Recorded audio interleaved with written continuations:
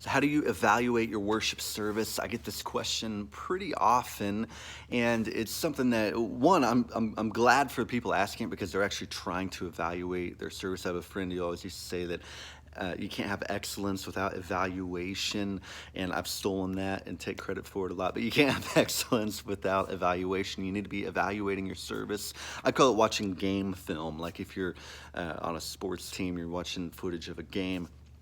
Watch game film every week. I go back and watch the stream of our service every week to see how we did. And how do you evaluate outside of music? Because it's easy for us to go, man, music was on point this week, but does that mean we did our job as worship leaders, or does that mean we just did our job as musicians? Now, I want it to sound good. I want us to do our job as musicians.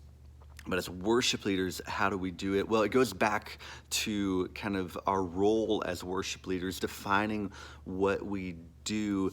And the way that we define that here at Worship Leader Coaching, if we're leading worship well, we are teaching worship, modeling worship, and encouraging worship. We're doing those three things. So we're teaching it, we're telling people what we're doing, we're modeling it, we're showing them how, and we're encouraging it. We're inviting them to participate. So if I've done those three things, I've taught something, I've modeled something, I've encouraged something, or if I've intentionally just done one or two of those things, then I think I have led well that weekend.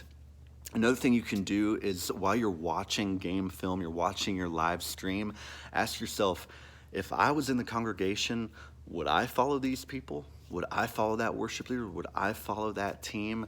If your answer is no, you need to figure out what to change. If your answer is yes, I think you're doing all right. So try that this week as you are evaluating your service. Try it next week and see what adjustments you need to make. A lot of times, worship leaders will be great at encouraging worship, but not at teaching it, or at modeling worship, but not necessarily encouraging it. So kind of look at where you're heavy in one area and where you need to work on another. Let me know if I can help with anything.